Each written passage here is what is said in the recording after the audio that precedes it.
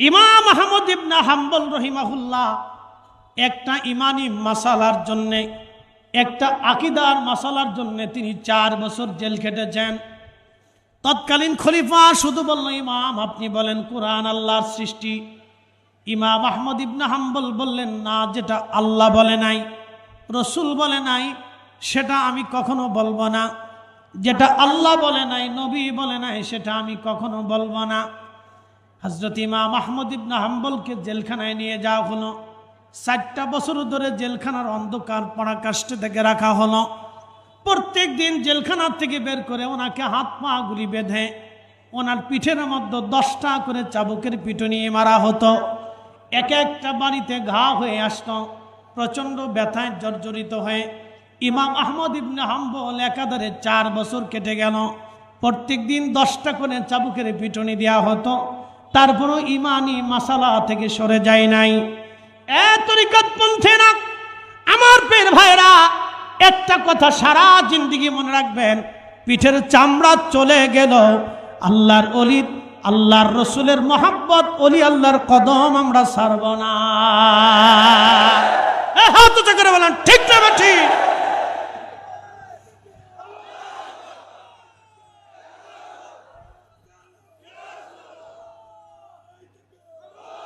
হযরত ইমাম আহমদ ইবনে হাম্বল 4 বছর জেল খাটার পরে ওনার পিঠের গোশতগুলি ঘা হয়ে গেল, ক্যান্সারের মতো হয়ে গেল, গন্ধ হয়ে গেল, গোশত ঝরে ঝরে রক্ত রক্ত কলতানি পড়তে থাকতো।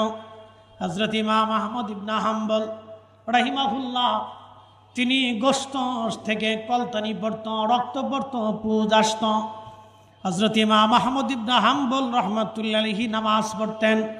একজন আল্লাহর বান্দা জিজ্ঞেস করল, ইমাম রক্ত ঝরা অবস্থায় আপনি কিভাবে নামাজ পড়েন? ইমাম আহমদ ইবনে হাম্বল জবাব দিলেন, হে আল্লাহর বান্দা, হযরতে ওমর রাদিয়াল্লাহু আনহুর পেটের মধ্যে ছুরি মারার পরে ওনার পেট ফেটে কেটে রক্ত বের হতো।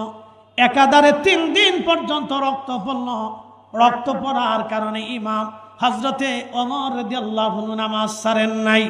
তিনি নামাজ পড়েছেন, নামাজ ছেড়ে দেন নাই।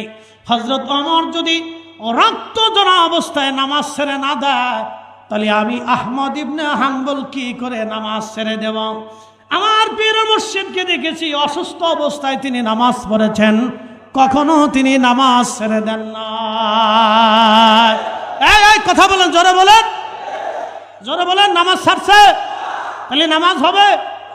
একসাথে বলেন হবে না? না, হাত উঁচা করে বলেন হবে নি? ওয়াদা করেন হবে নি? হবে নি? আমার কারণে যদি আমার মুর্শিদের দুনিয়া হয়, সেটা আমার কপাল পোড়া। আমি কথা ঠিক কিনা? নামাজ হবে নি? 5 ওয়াক্ত হবে নি? যেখানে থাকেন, যে অবস্থায় থাকেন, মসজিদে নামাজ হবে। কথা বলেন ঠিক কিনা? নামাজ ছাড়া তরিকা আছে? নামাজবিহীন তরিকার কোনো সূত্র আছে? নামাজ দিয়ে তরিকার সূত্র আসে। কথা বলেন ঠিক কিনা? নামাজ নাই, তরিকা নাই।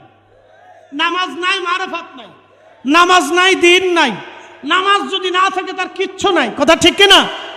ইমাম হুসেইন শাহাদাতের পূর্ব মুহূর্তে নামাজ পড়ছেনি? একসাথে বলেন পড়ছেনি? আমাদের এই সিলসিলার ইমাম মুজাদ্দিদ আল ফিসানি সেরহিন্দিকে সম্রাট জাহাঙ্গীর সিংহের খাসার ভিতরে ঢুকিয়ে দিল। 15-20 মাসের ক্ষুধার্ত সিংহ বসে আছে মানুষ ধরার জন্য। সম্রাট জাহাঙ্গীর চিন্তা করছে, আজকে মুসলিম দরবেশে দেখাবো খেলা, দেখাবো মজা। মজা দেখাইতে যাইয়া মুজাদ্দিদ আল ফিসানিকে সিংহের খাসার ভিতরে ঢুকিয়ে দিছে। সিংহের খাসার মধ্যে ঢুকানোর পরে হযরত মুজাদ্দিদ আল ফিসানি সেরহিন্দি সিংহের সামনে যাইয়া আস্তে করে নামাজে দাঁড়াই গেছে। আরো জোরে।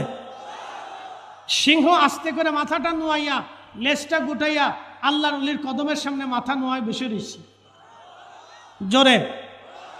মাখলুকরা ওলি চেনে কিনা? আমরা না চিনলেও মাখলুকে চিনে। কথা ঠিক কিনা? আমরা না চিনেও মাখলুকে চিনে, মাখলুকে চিনে। তাহলে আমাদের এই সিলসিলার ইমাম মুজাদ্দিদ আল ফিসানি সিংহের খাসার ভিতরেও নামাজ পড়ে, আর আপনি মাহফিলে যায় নামাজ পড়তে চান না। বিরাট জাকির বসে বসে রয়েছে। আত্মসমালোচনা হচ্ছে সবচেয়ে বড় সমালোচনা। কথা ঠিক কিনা? আপনি মাহফিলে গেলেন, নামাজ পড়েন না, কোনার দ্বারায় বিড়ি টানেন। বিরাট জাকির আপনি, বিরাট জাকির। কোনায় বিড়ি খান আর খালি কোন ফয়েজ হয় না। ফয়েজ কেমনে হবে? আপনি যেটা মুখে দিচ্ছেন ওটা মুখে থাকলে ফয়েজ হয় না।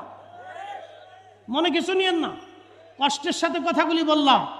আরে আমার হুজুরের মতো আল্লাহর ওলি একজন দেখান তো, আপনি দেখান দেখান দেখান দেখান। বিশ্ব জাকের মঞ্জিলের এত বড় একটা প্ল্যাটফর্ম আপনি পৃথিবীর অন্য কোথাও দেখান।